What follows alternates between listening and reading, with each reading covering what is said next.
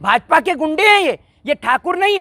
उन्होंने इसीलिए उस कविता को, हाँ उन्होंने बिल्कुल, उन्होंने ये बात किसी जाति, किसी धर्म, किसी मजहब या ठाकुरों के लिए नहीं कही।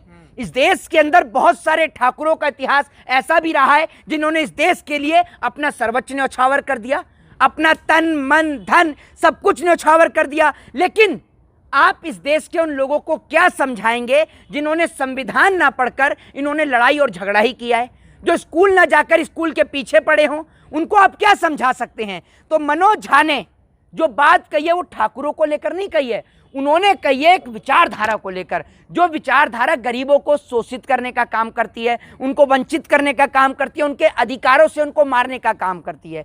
इस देश के अंदर आप सभी लोगों को पता था कि लोगों को पानी नहीं पीने दिया जाता था, किस प्रकार से SC ST के लोगों ने, OBC के लोगों ने, आज वो यहां तक पहुंचे हैं कि वो डॉक्टर, इंजीनियर, IAS और IPS बने। ठाकुर धमकी दे रहे हैं मनोज झा को। देखिए, सबसे पहली बात तो यह है कि जो मनोज झा ने जो संसद के अंदर, जो संसद के पटल पर जो कविता पढ़ने का काम किया है, यह कविता 21 सितंबर को पढ़ी गई थी, जिसपे विवाद जो है वो 28 सितंबर के बाद शुरू होता है। आप सभी लोगों ने देखा, भारतीय जनता पार्टी बौखलाई पड़ी है कि एक ऐसा राज्य जहां पर लोकसभा की 40 सीटें हैं, वहां पर भारतीय जनता पार्टी का मुख्यमंत्री नहीं है, तो भाजपा जो है वो बौखलाई पड़ी है। जिसके बाद से मनोज कुमार झा ने क्या कहा है वो पूरे देश को सुनने की जरूरत है।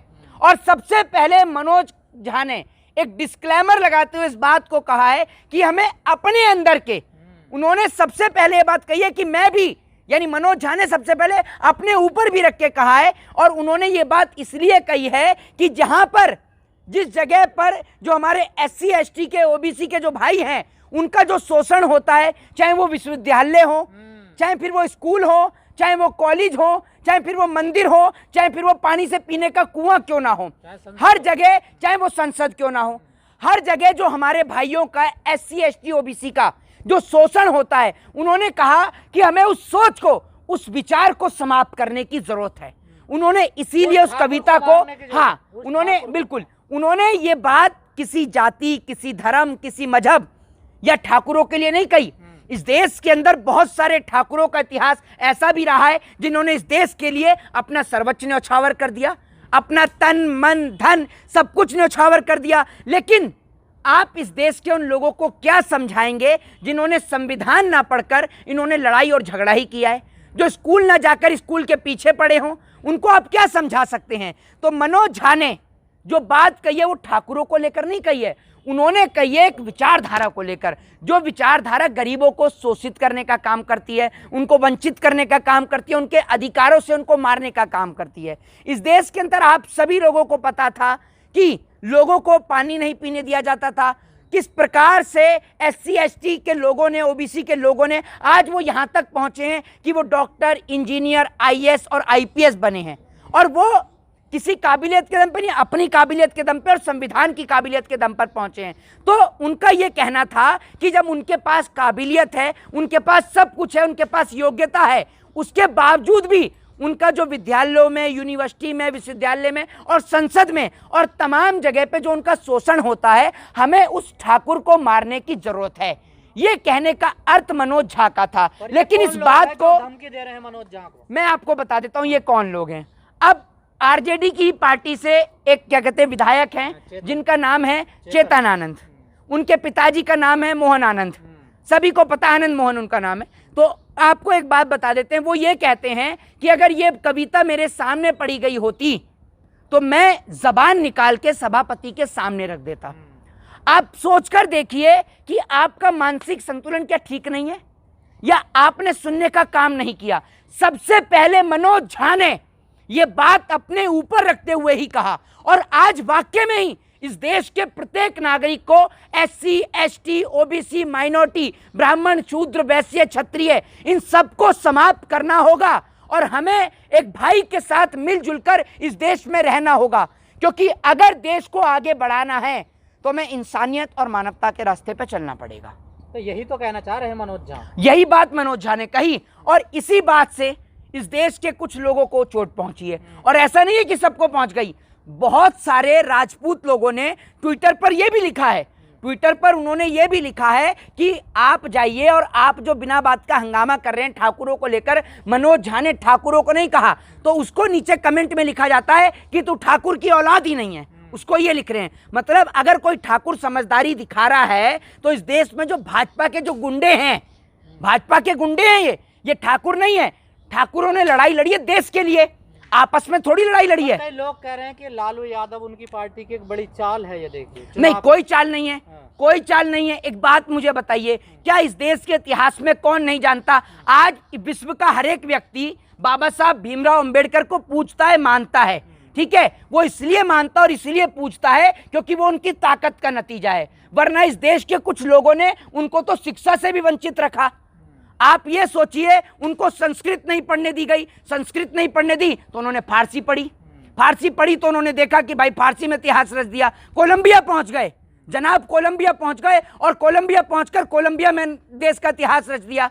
इकोनॉमिक्स से पीएचडी करी। भाई साहब, कोई इस देश का छोटा मोटा इतिहास नहीं है। बाबा साहब भीमराव अंबेडकर ने इस देश को संविधान देने का काम किया और संविधान का उद्देश्य यही था कि इस देश के लोग ब्राह्मण, शूद्र, वैश्य और क्षत्रिय को छोड़कर इंसानियत और मानवता के लिए लड़ें, इस देश के लिए लड़ें, इस धरती, इस मिट्टी और इस मुल्क के लिए लड़ें। लेकिन इस देश के कुछ लोग ऐसे हैं, आज बहुत सारे लोग इसमें ऐसे हैं इस देश में, चाहे वो मनोज झा जी जैसे लोग हों, चाहे हम जैसे लोग हों, हम लोग इस देश की इस कुव्यवस्था को समाप्त करना चाहते हैं, जो कुव्यवस्था एक भाई को दूसरे भाई से बांटने का काम करती है, एक ऐसी व्यवस्था जो दूसरे व्यक्ति को छोटा बड़ा या ऊंचा नीचा दर्शाने का काम करती है। हम लोग एक जैसे दिखते हैं, हम सभी के पास 2 हाथ हैं, 2 पैर हैं, एक दिमाग है, तो हम लोगों को उस दिमाग का प्रयोग करना चाहिए। और मनोज झा की इस कविता का एकमात्र उद्देश्य सिर्फ यही था कि इस देश में जिस प्रकार से महिला आरक्षण बिल पर यह मुद्दा पूरा छिड़ा था,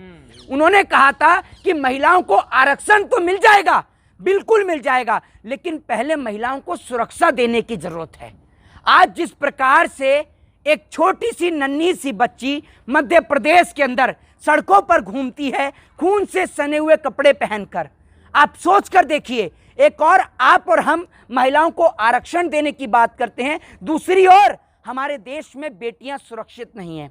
आज हमारे देश की बेटियां, हमारे देश की बहन अपने आप को असहज महसूस करती हैं, अपने आप को कमज़ोर महसूस करती हैं और वो ये सोचती हैं कि रात को 10 बजे के बाद मैं घर से निकलूं या ना निकलूं।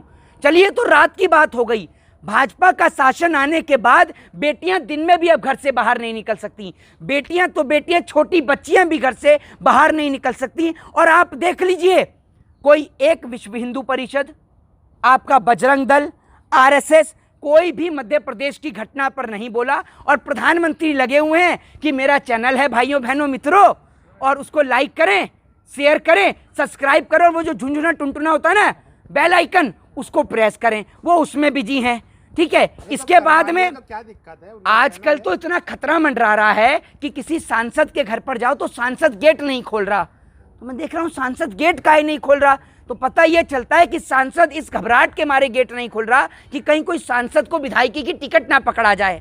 आज जो लोग हेलीकॉप्टर से उड़ा करते थे वो बाइक पर बैठकर चुनाव प्रचार कर रहे हैं। और अब तो मुझे ऐसा लग रहा है कि नरेंद्र मोदी जी ये कह देंगे, क्योंकि अब मोदी जी जो हैं वो इंटरनेशनल ब्लॉगर बन चुके हैं, ब्लॉगिंग करना इनका पेशा हो चुका है, अब जगह जगह जाकर ये ब्लॉगिंग करेंगे। तो अब यूट्यूब चैनल इन्होंने अपना स्टार्ट कर ही दिया है। मुझे लगता है गोदी मीडिया से कोई नाराजगी हो गई होगी, कुछ पैसे को लेकर ऊपर नीचे हो गया होगा, तभी मोदी जी ने कहा अब तो अपना यूट्यूब चैनल खोलूंगा।